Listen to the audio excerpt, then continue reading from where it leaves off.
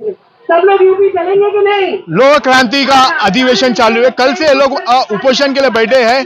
मैं लोग इससे शफीक खान, इस वक्त मैं मौजूद हूँ आजाद मैदान में। हम जानने की कोशिश करेंगे कि ये उपोषण किस बारे में चालू है। सर, सबसे पहले तो आपका लोकहित में स्वागत है। आप अपना नाम बताइए। मेरा नाम है संजय भिकाजी कोळंबेकर। आम्ही लोअर समाज। एक मिनट, जैसे कि आज ये उपोषण जो कल से आप कर रहे हो, तो आपका क्या मुद्दा है, क्या सरकार से मांग कर रहे हो?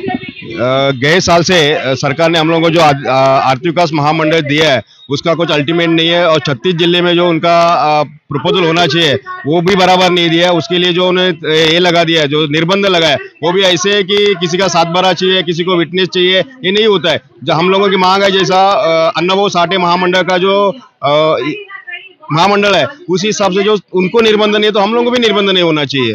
दूसरी मांग है कि महाराष्ट्र लोहार समाज के लिए मुंबई प्रदेश में या मुंबई शहर में हम लोग एक लोहार प्रशिक्षण केंद्र की मांग है।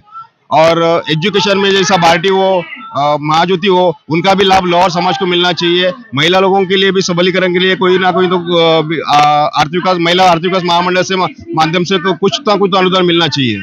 कोई हर जगह पे अगर हम लोगों ने कुछ अपील करवा दिया तो बोलते हैं हाँ तुम्हारा वर्किंग चालू है, पेपर चालू है, बस इतना ही है। अभी हम लोगों ने ये भी मांग किया था कि बाबा हम लोगों का जो आर्थिक विकास महामंडल आपने दिया है उसके लिए हमारा ही समाज का अध्यक्ष बनना चाहिए और उसको राज्य मंत्री देना चाहिए। जब तक हमारा कोई एक नेतृत्व नहीं बनेगा महाराष्ट्र में, तब तक हमारे समाज का कोई विकास होने का चांसेस नहीं है। सरकार क्या कर रहा है कि सिर्फ हम लोगों को अल्टीमेट कर रहा है। कोई भी चीज वो किसी भी समाज के लिए अल्टीमेट करेगा, ये चीज कर रहा हो, वो चीज कर रहा हो, लेकिन वो सिर्फ पेपर वर्क में रहेगा और इलेक्शन के टाइम पे सब मिल जाएगा।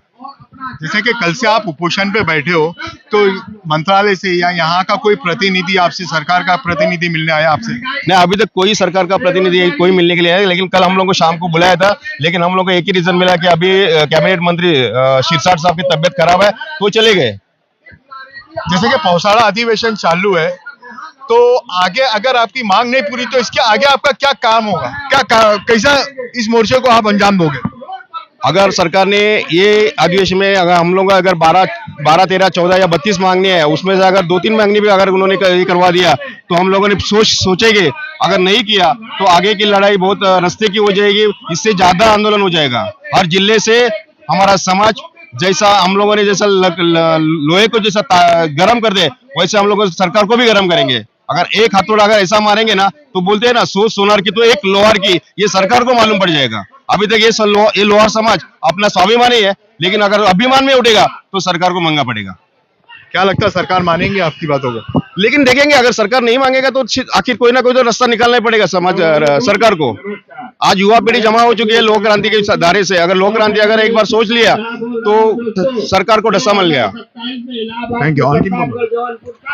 तुम्ही काय बोलणार? काय आमचं एकच म्हणणं आहे, सरकारने जे आमचे महामंडळ दिलेलं आहे त्याला 500 कोटीची आमची मागणी आहे। आणि जे आपण लंडनवरनं वाहक नाके आणल्या, जी सरकार त्या वाह करत आहे, वाहक नाके आम्ही आणल्या, देवेंद्र फडणवीस साहेब असतील, नरेंद्र मोदी साहेब असतील, त्यांना विनंती आहे तुम्ही वाहक नाके आणल्या, हे आपल्या देशाचं प्रतीक आहे। आम्ही पण ती वाहक नाक्या बनवणारा लोहार समाज आज कुठं आहे? त्या ठिकाणी आज पावसामध्ये ह्या समाजाला बसावं लागतंय, हे आम्हाला खंत वाटते। एक मराठी माणूस आणि महाराष्ट्रामध्ये मराठीला न्याय नाही भेटत, याचं तुम्ही कसं बघताय? न्याय द्यायचं काम आता आम्ही सुरुवात केलेली आहे। आतापर्यंत आमचा समाज आझाद मैदान आणि मुंबई पर्यंत पोहोचलाच नाही, कारण आता या जे लोकक्रांतीनं जी आज ठिणगी केलेली आहे ह्याचा भडका महाराष्ट्रामध्ये नक्कीच होणार आहे। लोकहित के माध्यम से सरकार से आप क्या मांगते हो? सरकार को मैं यही कहना चाहता हूँ कि हमारे जो जितने भी मांग अभी तक किए हैं, पेपर वर्क किए हैं, उनमें से जितना भी हम लोग ये मांग है, अगर कम से कम अगर 32 मांगनी हो तो उसमें से जो 14 मांगने में अभी भेज दिए, अगर उसमें से 7 या 2-3 भी मांगनी पास करवाया तो बहुत हम लोग सरकार का धन्यवाद मांगूंगा। और सरकार ने अगर नहीं किया तो सरकार को आने के वक्त पे जो अधिवेशन चालू हो जाएगा नागपुर का, उसी वक्त मालूम पड़ जाएगा। सर, आप कहाँ से हो? मी रत्नागिरीतून आलेलो आहे। महाराष्ट्र सरकारची जी योजना होती, सरकार बोलतो ना की उद्योग करा, आपलं भरभराट करा, तो महाराष्ट्र सरकारची योजना होती महाराष्ट्र राज्य औद्योगिक समूह विकास योजना।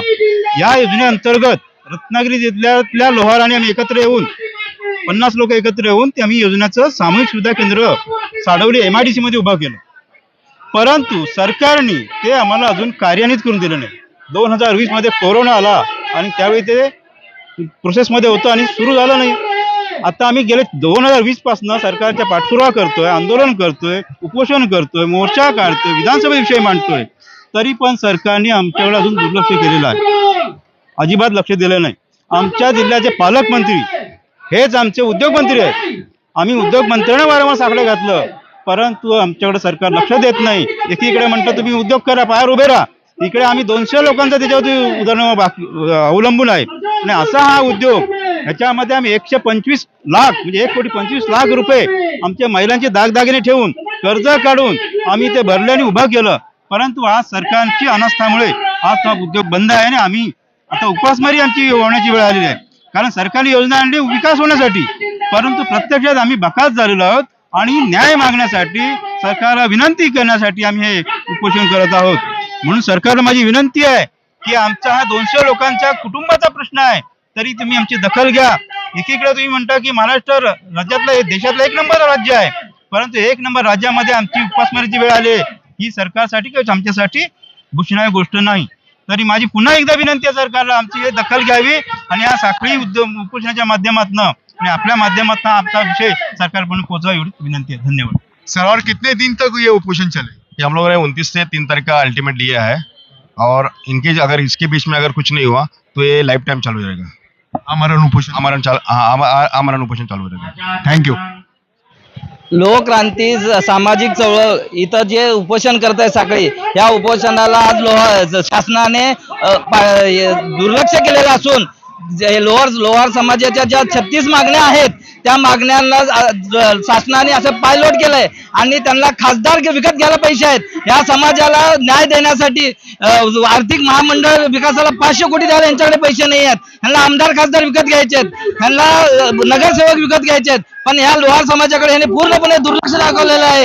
या अशा सरकारचा मी जाहीर निषेध करतो.